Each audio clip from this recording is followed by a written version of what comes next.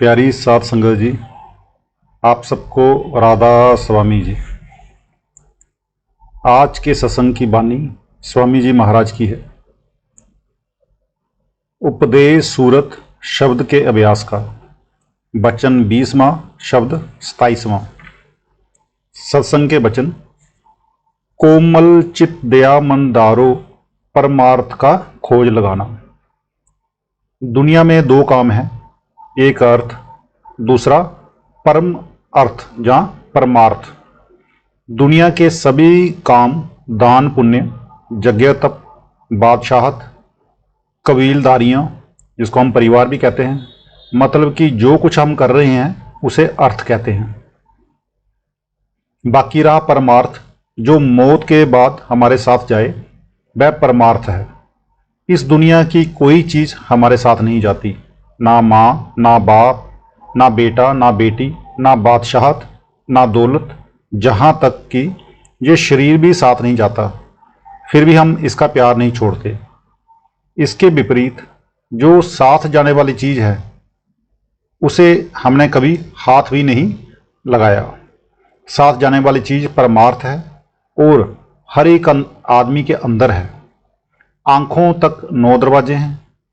जब तक हम 9 दरवाजों में बैठे हैं, परमार्थ नसीब में नहीं होता। कब नसीब होता है? जब हम किसी ऐसे आदमी से मिलें जो अंदर जाता हो और हमें रास्ता बताए। फिर हम 9 दरवाजे छोड़कर आँखों से ऊपर चढ़ें, सूरज और चंद्रमा को पार करें, जहाँ से परमार्थ की अल्फ वे, जिसको हम क ख कहते हैं, शुरू होती है। हजूर स्वामी जी महाराज कहते हैं, अगर आप परमार्थ के खोजी हो, अंदर पर्दा खोलकर परमार्थ करना चाहते हो, तो सबसे पहले क्या करो? कोमल चित्त, रहम दिली, प्यार और प्रेम पैदा करो। लेकिन जहाँ क्या हाल है, हर एक कौम कहती है कि सिर्फ मेरी कौम रहे और कोई ना हो। हर एक देश कहता है कि मेरा देश रहे और कोई ना रहे। यूरोप और जर्मनी वगैरह को देखो, वो इसीलिए लड़ रहे हैं। सो जब कोमल चित्त और दया रहम आ गई, फिर और क्या काम करूं? आगे कहते हैं, इंद्री थान विषयों को त्यागो, सुरत शब्द में नित्य लगाना। 5 कर्म इंद्रियां और 5 ज्ञान इंद्रियां, इन 10 को विषय विकारों और खोटे संकल्पों से रोको। आंखें सुंदर सुंदर रूप देखकर खोटे ख्याल ना लाए। जवान खट्टे मीठे स्वाद ना मांगे। कान भला बुरा ना सुने। जब आप इन्हें रोकते हुए 9 दरवाजों से ऊपर चढ़ोगे, सूरज चंद्रमा पार करोगे, तो शब्द सुनाई देगा। वह गाने बजाने वाला शब्द नहीं, बोलने वाला शब्द नहीं। हिंदू, मुसलमान, सिख, ईसाई, मतलब कि जितने भी मजहब हैं, सभी मजहब वालों के अंदर हो रहा है। उसमें कशिश है, मस्ती है। जब अंदर शब्द प्रकट होता है, काम क्रोध आदि डाकू वश में आ जाते हैं, मन कैद हो जाता है। तुम बाहर देखो, बाहर के शब्द में भी मस्ती है। जब शिकारी जंगल में जाकर नाद बजाता है, तो मृग मस्त होकर उसके घुटनों के ऊपर अपना सिर रख देता है। जब बाहर के शब्द में मस्ती है, तो अंदर के शब्द का क्या हाल होगा, उसका तो बयान भी नहीं किया जा सकता। वो मीठे से मीठा शब्द है। स्वामी जी महाराज कहते हैं, नगमा नेक शुनीदम बा निदाहा बाफिर, काबा बुतखाना बनीजदम, शुदा हर दो काफिर। वह अंदरूनी राग, जिसे ग्रंथ साहिब कीर्तन कहता है, इतना मीठा और प्यारा है कि उसके मुकाबले में धर्म स्थान काफिर मालूम होते हैं। नाम या शब्द लफ्ज नहीं, लेकिन लफ्जों के जरिए ही समझा जाता है। जब लफ्ज नहीं तो कोई वेदशास्त्र, ग्रंथ पोथी नहीं। ग्रंथ पोथियों में नाम की तारीफ है, लेकिन नाम तुम्हारे अंदर है। सार पदार्थ गुरु से पाओ, चरण कमल में प्रीत बढ़ाना। कहते हैं, जिस गुरु को अंदर रूहानी मंडलों पर ले जाना है, सचखंड पहुंचाना है, वह अंदर है। सबसे पहले क्या करो? उसे अंदर प्रत्यक्ष कर लो, यानी वह हर वक्त साथ रहे। गुरु अर्जुन देव जी कहते हैं, गुरु मेरे संग सदा है नाले। गुरु अमरदास जी कहते हैं, नानक आप छोड़ गुर माहे समावे। जब एक बार अंदर प्रत्यक्ष हो गया, फिर अमेरिका जाओ, अफ्रीका जाओ, वह साथ है, जो सवाल करो उसका जवाब देगा। जब अंदर जाओगे वह क्या कहेगा, शब्द को पकड़ो और चलो ऊपर। इस वक्त भी बहुत सी स्त्रियां और पुरुष ऐसे हैं जिनके गुरु हर वक्त साथ है। ये कहानियां नहीं, मौजूदा मिसालें हैं, ये कमाई का ही नतीजा है। दारा अगम पकड़ सुरत जोड़ो, इस सत्संग में सदा समाना। वह जो अंदर की अखंड धुन है, करोड़ों खंडों ब्रह्मांडों की जानों की जान है, उसमें लज्जत है, कशिश है। क्या कहते हैं फरीद साहिब, फरीदा सकर खंड निवात, गुड़ माखियो मांजा दुध, सबे वस्तु मीठियां रबना पूजन तुद। शक्कर मीठी है, खांड मीठी है यानी कि मिश्री मीठी है, गुड़ मीठा है, शहद मीठा है, दूध मीठा है, लेकिन जो लज्जत शब्द या नाम में है वह दुनिया में कहीं नहीं। तुम उसके साथ अपनी रूह को जोड़ दो, वह सच्चा सत्संग है। यही गुरु नानक देव जी कहते हैं, सत्संगत कैसी जानिए, जिथे एको नाम बखानिए। ये सत्संग स्त्री पुरुष बच्चा बूढ़ा हर के अंदर हो रहा है। कहते हैं रोज रोज अंदर चढ़ो और उस सत्संग में अपनी रूह को लीन कर दो। चली सूरत नभ द्वारा जांका, अंडा तीन लोक दर्शाना। हमारे शरीर के चार हिस्से हैं, पिंड, अंड, ब्रह्मांड और सचखंड। आंखों तक पिंड है जो 6 चक्र हैं, ये पिंड में खत्म हो जाते हैं। इनके ऊपर अंड है, इससे ऊपर ब्रह्मांड और उससे ऊपर सचखंड है। कहते हैं जिस वक्त तुम पिंड से नाता तोड़कर ऊपर चढ़ोगे, आगे अंड शुरू हो जाएगा, जिसे त्रिलोकी का अंडा भी कहते हैं। वहां प्रकाश है, जब प्रकाश हुआ समझो रूह अंड में आ गई। जब तुम वह कैफियत देखोगे, वहां की लज्जत लोगे, तो सारी हालत बदल जाएगी, जहां की सारी लज्जतें भूल जाओगे।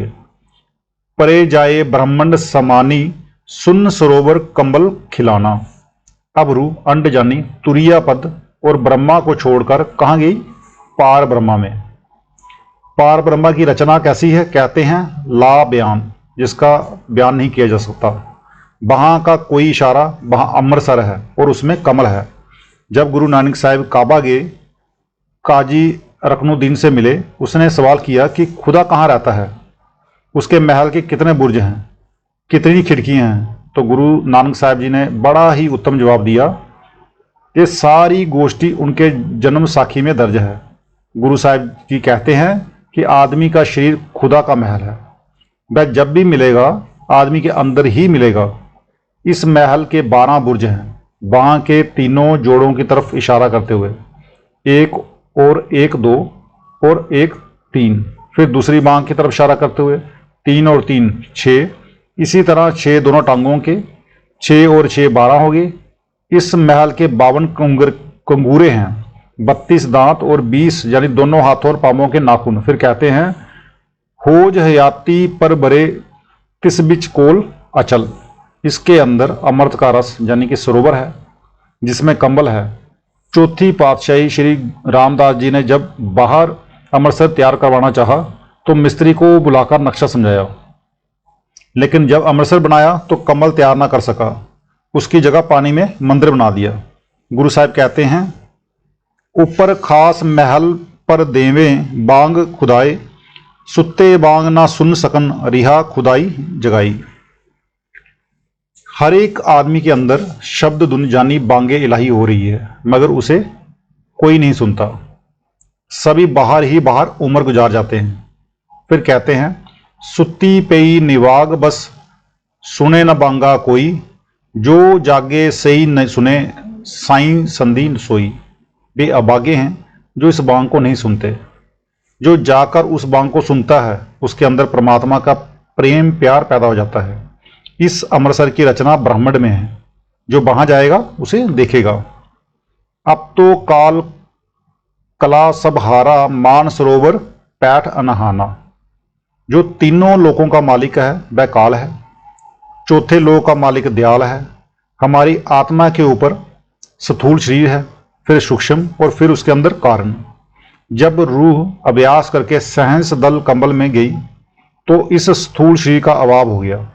जब ब्रह्मा में गई तो सूक्ष्म शरीर का अभाव हो गया। जब पार ब्रह्मा में गई तो कारण शरीर उतर गया। स्थूल सूक्ष्म कारण तीनों शरीरों का संबंध तीनों लोकों पिंड तुरीय पद और ब्रह्मा से है। जब रूह अमरसर जानी परब्रह्मा में आ गई तो काल का दावा जाता रहा। हर एक आदमी के अंदर मानसरोवर है जो जन्मों जन्मों के पाप उतारता है। बाहर के जितने पानी हैं वे शरीर की मैल उतारते हैं, लेकिन ऐसा कोई तीर्थ नहीं जो कर्मों की मैल उतारे। ग्रंथ साहिब कहता है, कैया अंदर अमृतसर साचा। अब ये बानी गुरु अमरदास जी की है, मगर जो बाहर अमृतसर है वह गुरु रामदास जी ने बनाया है। अमृतसर को कई महात्माओं ने त्रिवेणी और प्रयागराज भी कहा है। जहाँ गंगा जमुना और सरस्वती तीनों नदियाँ मिलती हैं वह भी अंदर है। ऋषि मुनि ने अंदर देखकर बाहर नाम रख दिए। उस अंदर के प्रयागराज जहाँ मानसरोवर में नहाने से पाप करते हैं। रावल पिंडी का जिक्र है। मैं गुरुजी अपना दफ्तर कोहमारी से वहाँ लाया था, साथ ही गैस वर्ग का दफ्तर था। उस दफ्तर का एक क्लर्क बड़ा अभ्यासी और प्रेमी था। गुरुजी कहते हैं उसका इकट्ठा आना जाना था। एक दफ़ा वह दफ्तर का काम करके जल्दी आ गया और बाबा जी से कहने लगा कि छोड़ो काम को, फिर कर लेंगे, नहीं तो खुदा अपने आप कर लेगा। बाबा जी ने कहा कि छोड़ो ऐसे खुदा को। हैरान होकर कहता है कि क्या खुदा दो हैं? तो बाबा जी ने कहा हाँ 2 हैं। सोच में पड़ गया और चला गया। जब सवेरे आया तो कहने लगा कि मैंने आपकी बात को मजाक समझा था, पर आपने सच कहा था कि जो दुनिया का खुदा है वह त्रिलोकीनाथ है और जो फकीरों का खुदा है वह कोई और है। अक्षर रूप निरखती चाली, छोड़ दिया अब देश बिगाना। ये दुनिया अक्षर है और जो अक्षर है वह ब्रह्मा है और नी अक्षर पार ब्रह्मा है। जब से दुनिया बनी है हम इस महल यानी कि दुनिया में गुजारा करते आ रहे हैं राधा स्वामी जी। लेकिन अब रूह गुरु की कृपा से इस महल को छोड़कर सतलोक जा रही है। ग्रंथ साहिब में बड़े गहरे और गुप्त राज यानी कि रमज हैं। कबीर साहब जी फरमाते हैं, 52 अक्षर लोक त्रै सब कशु इन ही माहे, ए अक्षर खिर जाएगे ओह अक्षर इन महे नाहे। 52 अक्षर संस्कृत भाषा के हैं। शायद ही कोई ऐसी भाषा हो जिसमें 52 अक्षर हों। इस दुनिया का सारा मसाला इन 52 अक्षरों में आ जाता है। पिंड अंड का हाल तो इन 52 अक्षरों में आ गया। आगे 2 अक्षर और हैं जो पारब्रह्मा में हैं। इसके बारे में मदन साहब कहते हैं, सोई गुरु पूरा कहावे, 2 अक्षर का वेद बतावे, एक छुड़ावे एक लखावे, तो प्राणी निजगर को पावे। गुरु नानक साहब जी कहते हैं, जे तू पढ़िया पंडित बीनी, दुई अक्षर दुई नावा, प्रणबत नानक एक लंगाए, जे कर सच समावा। अगर तू गुणी है ज्ञानी है तो बे अक्षर बता। बे अक्षर पार ब्रह्मा में है। एक अक्षर ने दुनिया बनाई है और एक ने सतलोक बनाया है। यही कबीर साहब कहते हैं, कहो कबीर अक्षर दुई बाख, होएगा खसमता लेगा राख। गुरु अर्जन साहब भी कहते हैं, एक अखर हर मन बसत, नानक होत निहाला। एक जगह गुरु अर्जुन साहब कहते हैं, वेद कदेव सिमरित सब सासत, इन्ना पढ़िया मुक्त न होई, एक अखर जो गुरुमुख जापे तिसकी निर्मल सोई। वह अक्षर तुम्हारे अंदर है और पार ब्रह्मा में जाकर मिलेगा। ये मजहब हमारे मजहब नहीं, ये कौमें हमारी कौमें नहीं, ये देश हमारा देश नहीं। हमारा देश सचखंड, हमारी कौम सतनाम और हमारा मजहब सतपुरुष है। रूह ये बगाना देश छोड़कर उस अपने देश को जा रही है। सूरत साफ उड़ी ऊंचे को, छूट गया सब महल पुराना। अब रूह इस पुराने महल को जिसमें लाखों जन्म रही छोड़कर सतनाम में जा रही है। आगे चढ़ चढ़ अदर समानी, शब्द शब्द का मर्म पिछाना। अंदर शब्द के दर्जे हैं, ओम शब्द, सोहम शब्द, सत शब्द। रूह दर्जेवार अपने असली मकसद यानी असली देश को जा रही है। संत बिना कोई समझे नाही, आगे जो जो वेद दिखाना।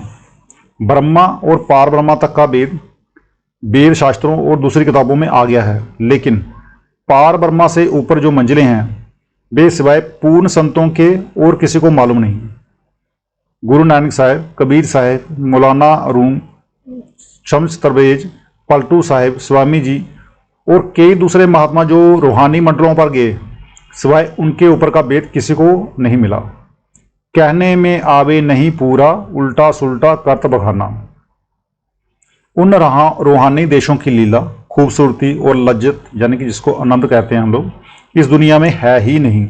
उसकी तो जब इस दुनिया में है ही नहीं तो उसकी कोई मिसाल नहीं, उसका कोई नमूना भी नहीं हो सकता कि किस तरह से है। वो लज्जत एक नाजायब लज्जत है। संत बयान तो करते हैं मगर मिसाइल कोई नहीं मिलती, जो मिलती है वह ठीक नहीं। जैसा कि गुरु नानक साहब बयान करते हैं कि नाम हीरा है, जवाहरात है। हीरे जवाहरात तो जड़ हैं, क्या नाम भी जड़ है? नहीं, वह चेतन है। इसी तरह तुलसी साहब ने अंदर पांचों स्थानों की कैफियत यानी कि हालत देखकर जब बाहर बयान करना चाहा तो आखिर क्या उठे कि बाहर बेमिसालें नहीं जिनके जरिए बयान करूं। बीका साहब भी कहते हैं, बीखा बात अगम की कहन सुन में नाही, जो जाने सो कहे नहीं, कहे सो जाने नहीं। बाचक अपनी उक्ति लगावें, अमल बिना नहीं बूझ बुझाना। अब कहते हैं कि इस रमज यानी कि वेद को कौन समझेगा। फिर आप ही जवाब देते हैं कि जो आमिल अभ्यासी हैं, खंडों ब्रह्मांडों पर जाते हैं, वे इस रमज को समझेंगे। स्वामी जी कहते हैं, रूबरू अमिलाने बातिन फहम, आलिमा इल्मे जाहिरी जाहिल। जो बुद्धिमान है, ज्ञानी है, आलिम है, उन महात्माओं के मुकाबले में बच्चे हैं जो अंदर जाते हैं। एक अंदर जाते हैं, दूसरे अपनी अकल से जमीन और आसमान के कुलाबे मिलाते रहते हैं। संतन की गति संत ही जाने, और कहो कैसे पहचाना। संतों की गति, संतों की कदर कीमत संत ही जानते हैं। जिस तरह एमए की कदर एमए वाला ही जान सकता है, 10वीं कक्षा वाला नहीं जान सकता। जो अभ्यास करके सचखंड गया वह संत है। जो पार ब्रह्मा में जाए उसे पूर्ण साधु कहते हैं। संत का मिलना मुश्किल है, हमें तो साधु ही नहीं मिलता। जिस तरह कुंजों की सार कुंजें ही समझ सकती हैं, कबूतर और कौवे उनकी गति को कैसे जान सकते हैं। इसी तरह संत अपनी गति को आप ही समझते हैं। अपनी उक्ति चतुरता त्यागो, संत वचन को करो प्रमाना। आप फरमाते हैं कि तुम मन बुद्धि की चतुराइयाँ, इल्म और अकल छोड़ दो और जो वचन संत कहते हैं उन्हें मानो। अब सवाल पैदा हुआ कि इन संतों के वचनों को क्यों माने। आगे जवाब देते हैं, वह कहते देखी निज अपनी, तो सुन सुन क्यों बुद्धि लड़ाना। क्योंकि संत उस सचखंड देश में जाते हैं और बाह्य गुरु अकाल पुरुष से मिलते हैं, मगर जो बाहर बैठे हैं वे परमात्मा को कैसे समझ सकते हैं। संत उस मालिक के घर की राह बताते हैं, तुम सुनकर उस राह पर चलो। गुरु अर्जुन देव जी कहते हैं, संतन की सुन साची साखी, सो बोला जो पैख्या आखी। संत मन बुद्धि का वेदशास्त्रों और दूसरे ग्रंथों का आसरा नहीं लेते, बल्कि कहते हैं कि अभ्यास करके अंदर चलो, मालिक से मिलो, तुम्हारी मुक्ति हो जाएगी। राधा स्वामी सबसे कहते, संत वेद कोई वेदी जाने। मालिक की दरगाह में पहुंचने का असली राज, असली वेद संतों के पास है। इसीलिए तुलसी साहब कहते हैं, जो कछु करी करी सोई संता, संत बिना नहीं पावे पंथा। बिना संतों के राह नहीं मिलती। यही गुरु अर्जुन देव जी भी कहते हैं, तुझ बिन अवर ना कोई बिया।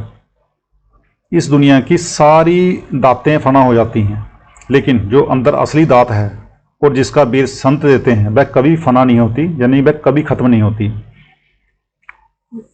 एक सत्संगी हुजूर माँ से पूछता है, हुजूर शब्दों का सुनना भी सत्संग है? तो महाराज जी कहते हैं, सत्संग दर्जे बाद दर्जे हैं। शब्द का सुनना भी सत्संग है और शब्द में लीन होना भी। फिर सत्संगी हजूर माँ से पूछता है, हजूर संतों की पदवी कहाँ तक है? तो महाराज जी जवाब देते हैं, हमारी बुद्धि और अकल नहीं कि हम संतों की पदवी को समझ सकें। फिर भी सुनो, रानी इंदुमती कबीर साहब के वक्त में हुई है। पहले कबीर साहब ऊपर जाकर मालिक में लवलीन हुए, फिर रानी हुई। जब रानी ने सचखंड जाकर कबीर साहब की पदवी देखी तो कहने लगी, महाराज अगर आप पहले बता देते कि मैं ही अकाल पुरुष हूँ तो मैं भजन सिमरन कर करके बेचैन तो ना होती। कबीर साहब ने उत्तर दिया, तू उस वक्त मानती ही नहीं। अगर हमें आज से पहले संतों पर विश्वास आ जाता तो काम ना बन जाता। हम आज जहाँ भड़कते ना होते। तुम देखो, गुरु नानक साहब को कुराही कहा गया। तेग बहादुर साहब जी का शीश दिल्ली के बाजार में चांदनी चौक में उतार दिया गया। गुरु गोविंद सिंह साहब ने लड़ाई के दिनों में 3 महीने तक कमर नहीं खोली। मंसूर को सूली पर चढ़ा दिया गया। हजरत शम्स तबरेज की खाल उतार दी गई। एक सत्संगी हजूर, संतों की दृष्टि किस कदर ताकत रखती है? तो महाराज जी कहते हैं, अमृत दृष्ट पैखे होए संत। जिस मनुष्य पर संतों की मेहर भरी दृष्टि पड़ गई वह संत हो गया।